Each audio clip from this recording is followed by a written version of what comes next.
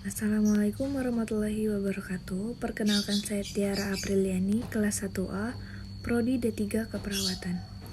Di sini saya akan menjelaskan tentang sistem kardiovaskuler dan sistem pernapasan. Untuk yang pertama, sistem kardiovaskuler. Sistem kardiovaskuler merupakan subsistem dari sistem sirkulatori. Sistem kardiovaskuler tersusun oleh komponen-komponen jantung atau cor, arteri, kapiler, dan vena. Sistem kardiovaskuler sering disebut sebagai sistem vaskuler darah. Sistem vaskuler darah ini berfungsi untuk menyebarkan oksigen, bahan nutrisi, antibodi, dan hormon ke seluruh jaringan tubuh, serta mengumpulkan karbon dioksida dan produk limbah metabolik lain untuk dikeluarkan melalui organ ekskretoris. Histogenesis sistem kardiovaskuler berasal dari mesoderm. 1. Cor atau jantung. Kelengkapan jantung yang perlu diperhatikan ialah 1. Tunica cordis atau dinding jantung. Dinding jantung ini tersusun oleh 3 lapisan. Yang pertama endokardium, miokardium, dan epikardium. Perikardium. Ini merupakan bungkus cor terdiri atas 2 lembaran yang membatasi kavitas. Perikardialis berisi cairan yang memungkinkan jantung berkontraksi baik tanpa terganggu oleh pembungkusnya. 2. Skeleton cordis atau kerangka jantung. Tersusun oleh jaringan ikat fibrus padat, terdiri atas septum membranaceum, trigonum fibrosum dextrum et sinistrum, dan annulus fibrosus. 3. Valvula cordis atau katup jantung. Ini merupakan jaringan ikat padat yang dilapisi oleh endotelium pada kedua sisinya, dan terdapat 2 jenis, yaitu valvula atrioventricularis dan valvula seminularis. Struktur valvula. Valvula atrioventricularis tersusun oleh endokardium dan jaringan kondroid sebagai jaringan penyokong. 4. Sistema kondusen cardiacum. Sistem ini sebenarnya miokardium yang telah mengalami modifikasi struktur dan fungsi. Sistem ini dapat menimbulkan dan menghantarkan impuls yang menyebabkan otot jantung berkontraksi teratur, merambat dari atrium ke ventriculus. Komponen sistem ini adalah nodus sinoatrialis, nodus atrioventricularis, dan fasciculus atrioventricularis. B. Vasa sanguine atau pembuluh darah. Pembuluh darah dibagi berdasarkan atas jenis dan ukuran sebagai berikut. 1. Vas haemocapillaris atau pembuluh darah kapiler. Dengan mikroskop optik, dinding tersusun oleh endotelium dan membran basalis. Dengan mikroskop elektron ternyata dapat dibedakan 3 jenis kapiler, yaitu vas capillaris non fenestratum atau kapiler berdinding utuh, vas capillaris fenestratum atau visceralis atau kapiler berdinding berlubang-lubang, dan vas capillare sinusoidem atau kapiler dengan pelebaran. 2. Arteria. Dalam arti luas, arteria dapat diartikan sebagai pembuluh darah yang mengalirkan darah dari cor menuju ke jaringan atau organ. Ada 2 jenis pembuluh yang termasuk ke dalam golongan ini, yaitu arteri dan arteriola.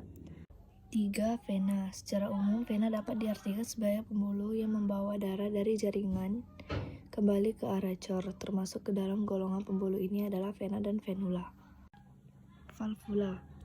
Vena dengan diameter melebihi 2 mm dilengkapi dengan katup atau valvula, terutama di daerah tungkai dan kaki, untuk mencegah darah mengalir kembali menjauhi cor.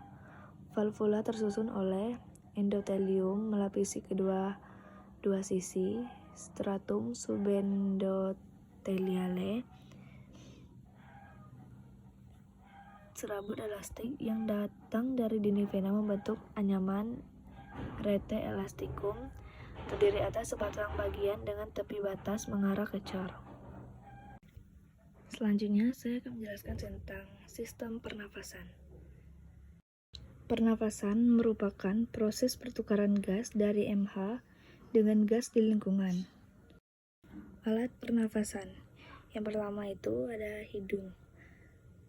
Terdapat saraf pencium atau pembahu terdiri dari dua lubang, kanan dan kiri, dibatasi sekat hidung.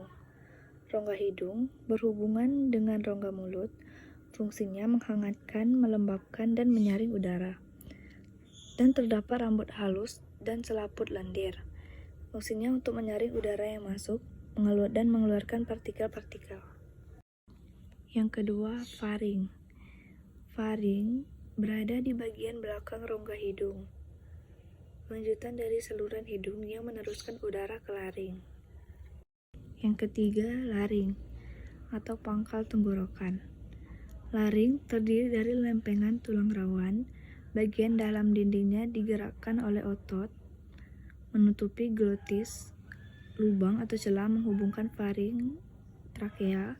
Terdapat selaput suara, bergetar jika ada dilalui udara atau berbicara, memiliki katup, epiglotis, selalu terbuka, dan menutupi jika ada makanan masuk ke kerongkongan.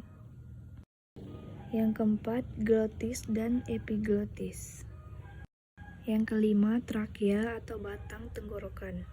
Tersusun dari cincin tulang rawan, terletak di depan kerongkongan berbentuk pipa.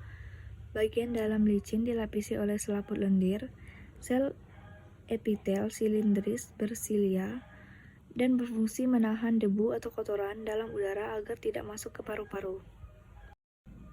6. Bronkus atau cabang batang tenggorokan. Bagian yang menghubungkan trakea dengan paru-paru. Terdapat di paru-paru kanan dan kiri. Terdiri dari lempengan tulang rawan. Dinding tersusun dari otot halus. Cabang bronkus atau bronchiolus tipis dan tidak bertulang rawan. 7. Pulmo. Diselubungi oleh selaput elastis atau pleura. Letaknya di dalam rongga dada di atas diafragma. Sekat yang membatasi rongga dada dan rongga perut.